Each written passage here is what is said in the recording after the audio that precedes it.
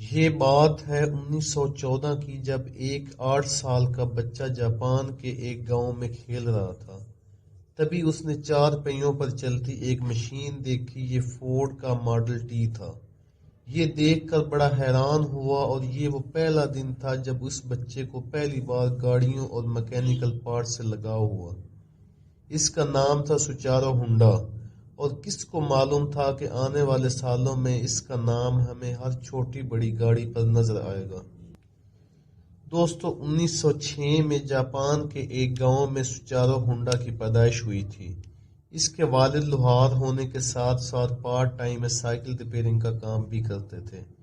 Honda کے 5 بہن بھائی پہلے ہی مختلف بیماریوں کی وجہ سے مر گئے تھے، اس لیے اس کے ماں باپ کو اپنے اس بچے سے کافی امیدیں تھیں، لیکن اس کو پڑھائی سے تو کوئی لگاؤ نہیں تھا، البتہ اسے باپ کے ساتھ سائیکل ریپیئرنگ کرنے میں زیادہ دلچسپی تھی۔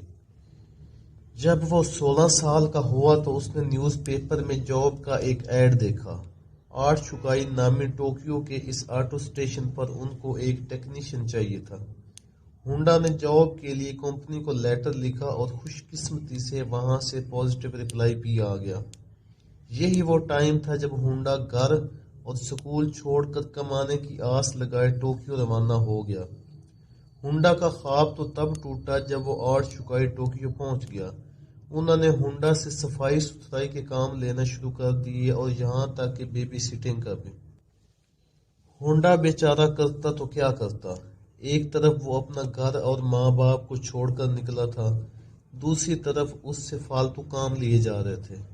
اس کو واپس اپنے گاؤں جانے میں شرم آ رہی تھی، کیونکہ وہ اپنے پیرنٹس کو فیس کرنے کی ہمت نہیں کر پا رہا تھا۔ یہی وجہ تھی کہ وہ کئی مہینوں تک یہ جاب کرنے پر مجبور رہا۔ کچھ ہی مہینوں بعد آرٹ شوکائی کے مالک نے ہونڈا سے ورکشاپ کے کام بھی لینا شروع کر دیے۔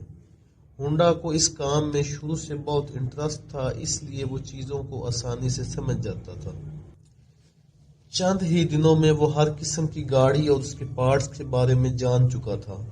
اسی دوران آرٹ شوکائی نے 2 سپورٹس کار بھی بنائی تھی، جس میں پہلی گاڑی آرٹ ڈائملر اور دوسری کرٹس تھی۔ یہ دونوں گاڑیاں یوزڈ انجن کو لے کر بنائی گئی تھیں، جنہوں نے جیپنیز موٹر کار چیمپئن شپ 1934 میں پہلی پوزیشن بھی حاصل کی۔ ہونڈا ابھی تک ایک اچھا میکینک تھا، مگر اس ریس میں وہ انجینئر کے طور پر ڈرائیور کے ساتھ بیٹھا تھا۔ یہی وہ ریس تھی جس کے بعد ہونڈا نے موٹر کارز کو اپنا پیشن بنا لیا۔ اگلے کئی سالوں تک وہ آرٹ شوکائی میں ہی کام کرتا رہا اور اپنے تجربات کو بڑھاتا رہا۔ سال 1928 میں ہونڈا 22 سال کا ہو گیا تھا۔ اسی دوران آرٹ شوکائی کے مالک نے ایک اور برانچ کھولنے کا فیصلہ کیا، اور اس برانچ کو چلانے کے لیے مالک نے ہونڈا کو ذمہ داری دے کر بھیج دیا۔ ہونڈا نے اس برانچ کو ایک ورکر سے شروع کیا تھا، اور صرف 2 ہی سالوں میں 30 ورکرز تک پہنچا دیا تھا۔ اب وہ ایک بریلینٹ میکینک اور ریسنگ ڈرائیور بھی بن چکا تھا۔ اس نے اپنے مالک کے لیے ایک سپورٹس کار ڈیزائن کی۔ یہ گاڑی 120 کلومیٹر پر آور کے حساب سے چل سکتی تھی، جس نے پرانے سارے ریکارڈ توڑ دیے، اور یہ ریکارڈ اگلے 20 سال تک جاپان کا ہائیسٹ ریکارڈ بنا رہا۔ آرٹ شوکائی کے مالک کے دل میں ہونڈا کے لیے اہمیت بڑھ گئی تھی، اور وہ اپنا خود کا ورکشاپ کھولنا چاہتا تھا، لیکن شاید قسمت کو یہ منظور نہیں تھا۔ 1936 میں ایک کار ریسنگ میں ہونڈا کا ایک خطرناک حادثہ ہو گیا، جس میں اس کی جان تو بچ گئی، اس کا بایاں بازو فریکچر ہو گیا، شولڈر ڈسلوکیٹ ہو گیا، اور چہرے پر کئی زخم آ چکے تھے۔ اس کو اپنی زندگی یہیں پر ختم ہوتی دکھائی دے رہی تھی۔ نہ وہ میکینک کا کام کر سکتا تھا، اور نہ ہی ریسنگ میں حصہ لے سکتا تھا۔ کئی مہینوں بعد جب وہ ٹھیک ہوا تو اس نے آرٹ شوکائی کے مالک سے ریکویسٹ کی کہ وہ اب یہ ریپیئرنگ کا کام نہیں کر سکتا۔ اس نے آئیڈیا دیا، کیوں نہ وہ اسپیئر پارٹس بنانے کے لیے ایک الگ کمپنی شروع کریں۔ آرٹ شوکائی کے سٹیک ہولڈرز نے ہونڈا کا یہ آئیڈیا فوراً ریجیکٹ کر دیا۔ ان کو پہلے سے ہی بہت پرافٹ مل رہا تھا، تو کوئی نہیں چاہ رہا تھا کہ نیا رسک لیا جائے۔ اس لیے ہونڈا نے فیصلہ کیا کہ پارٹس مینوفیکچرنگ کی کمپنی وہ اکیلے ہی کھولے گا۔ 1936 میں 30 سال کی عمر میں اس نے اپنے ایک دوست کے ساتھ مل کر ٹوکائی سائکی ہیوی انڈسٹری کھولی اور اپنے دوست کو اس کا پریزیڈنٹ بنا دیا۔ کمپنی تو وہ کھول چکے تھے لیکن اسے چلانے کے لیے ہونڈا کے پاس کوئی انویسٹمنٹ نہیں تھی۔ وہ دن کو آرٹ شکائی کے لیے کام کرتا تھا اور رات کو خود کی کمپنی میں انجن پسٹن بنانے کی کوشش کرتا تھا۔ اگلے کئی مہینوں تک وہ اسی راہ پر چلتا رہا لیکن اسے کوئی کامیابی نہ مل سکی، بلکہ وہ لگاتار کام کر کر کے کمزور ہو چکا تھا۔ ایک کے بعد ایک ناکامی اس کا رستہ روکے بیٹھی تھی۔ تبھی اس نے میٹلرجی میں مہارت حاصل کرنے کے لیے ایک یونیورسٹی میں ایڈمیشن لے لیا۔ 1939 میں 3 سال لگاتار محنت کرنے کے بعد آخر کار وہ ایک پسٹن بنانے میں کامیاب ہو ہی گیا۔ اب اس نے آرٹ شکائی سے جاب چھوڑ دی اور فل ٹائم پسٹن بنانے میں لگ گیا، پر اس کو یہ معلوم ہی نہیں تھا کہ اس کے بنائے ہوئے پسٹن میں ابھی تک کئی فالٹس موجود ہیں۔ اس نے ٹویوٹا کمپنی کو اپنے پسٹن آفر کیے تو انہوں نے 50 میں سے 47 ڈیزائن فیل کر دیے۔ یہ خبر ہونڈا پر بجلی بن کر گری کیونکہ اس کے پاس واپسی کا کوئی راستہ نہیں تھا۔ اس نے مختلف کمپنیز کی ریکوائرمنٹ کو سمجھنے کے لیے پورے جاپان کی مختلف کمپنیز میں دورے لگانا شروع کر دیے۔ کئی ورکشاپس میں گیا اور اس نے پارٹس کو سمجھنے کے لیے اگلے کئی سال لگا دیے۔ اس کے بعد ہونڈا نے ایک بار پھر سے پسٹن بنائے۔ اس بار یہ پسٹن ساری کمپنیز کے کوالٹی کنٹرول پاس کر چکے تھے۔ اس کو دڑا دڑ آرڈر ملنا شروع ہو گئے اور ایک بار پھر سے ہونڈا کو اپنے خواب پورے ہوتے ہوئے دکھائی دیے۔ آرڈرز کو پورا کرنے کے لیے اس کی کمپنی نے 2000 ورکرز بھی ہائر کر لیے۔ ہونڈا کی یہ خوشی چند مہینوں کی مہمان تھی، یہ کس کو پتا تھا۔ 1941 میں جاپان ورلڈ وار 2 میں کود گیا تو منسٹری نے کئی کمپنیز کو اپنے انڈر لے لیا، جس میں سے ایک کمپنی ہونڈا کی بھی تھی۔ ہونڈا کو ڈاؤن کر کے اسے ہی اس کی کمپنی کا سینئر مینیجر بنا دیا گیا، اور حالات تب خراب ہوئے جب کمپنی کے ورکرز کو ملٹری سروس میں لگا دیا گیا۔ اگلے 3 سال انتہائی مشکل میں گزرے۔ 1944 میں ایک اور واقعہ ہوا جس نے ہونڈا کی امیدوں پر پوری طرح پانی پھیر دیا۔ رائڈ کے دوران ایک میزائل سیدھا ہونڈا کی کمپنی پہ آ لگا اور اس نے ہونڈا کی مزید کمر توڑ دی۔ پورے ملک کے حالات بد سے بدتر ہوتے جا رہے تھے۔ جاپان جنگ ہارتا ہوا دکھائی دے رہا تھا۔ پھر 1945 میں 2 نیوکلیئر اٹیک ہوئے جس نے جاپان کی سرے سے ہی کمر توڑ ڈالی۔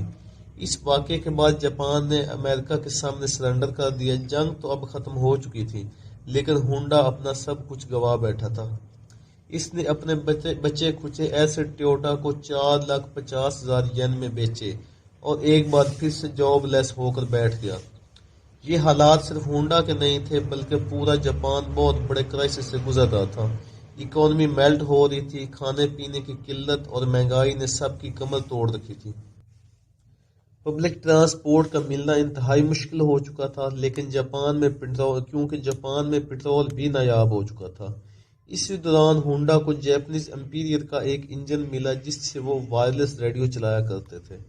اپنی عادت سے مجبور ہونڈا اسے ایک آئیڈیا آیا۔ اس نے سوچا کیوں نہ اس انجن کو سائیکل میں لگا کر اپنی ٹرانسپورٹ کا مسئلہ حل کیا جائے۔ اس سے ٹرانسپورٹ بھی آسان ہو جائے گی اور سستی بھی پڑے گی، کیونکہ اس دور میں لوگ پہلے ہی مہنگائی سے بہت پریشان تھے۔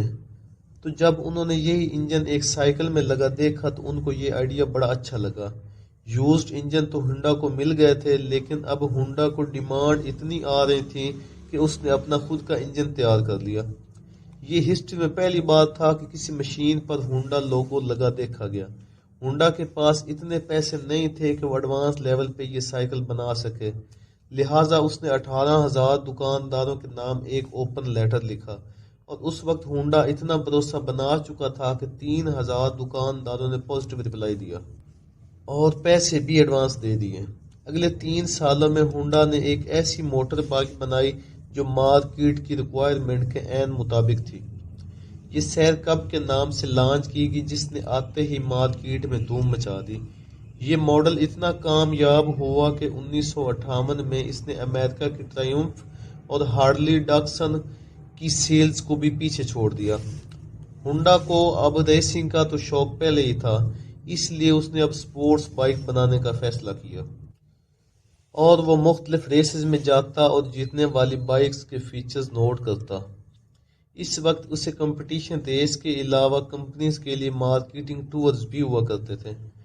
چند سالوں میں ہونڈا کی پہلی سپورٹس بائک لانچ کی گئی جس نے 1962 میں انٹرنیشنل ریسنگ کمپٹیشن میں پہلی پوزیشن حاصل کی۔ اس ریس نے ہونڈا کا نام پوری دنیا میں فیمس کر دیا اور اگلے چند ہی سالوں میں ہونڈا سب سے بڑی مینوفیکچرنگ کمپنی بن چکی تھی۔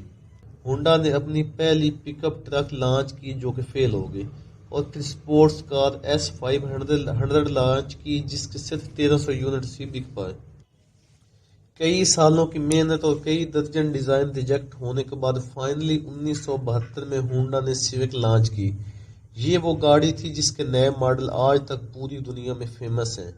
1980 میں ہونڈا جاپان کی تیسری بڑی کمپنی تھی اور پھر 10 سالوں میں یہ دنیا کی تیسری بڑی کمپنی ہو گئی۔ آج ہونڈا کا نام ہمیں cars, motorcycle, boat engine اور درجنوں پاور ٹولز پر لکھا ملتا ہے۔ سوچارو ہونڈا نے سیوک لانچ ہونے کے اگلے ہی سال 1973 میں کمپنی سے ریٹائرمنٹ لے لی تھی، اور پھر 1991 میں ان کی زندگی کا یہ سفر ہمیشہ کے لیے ختم ہو گیا۔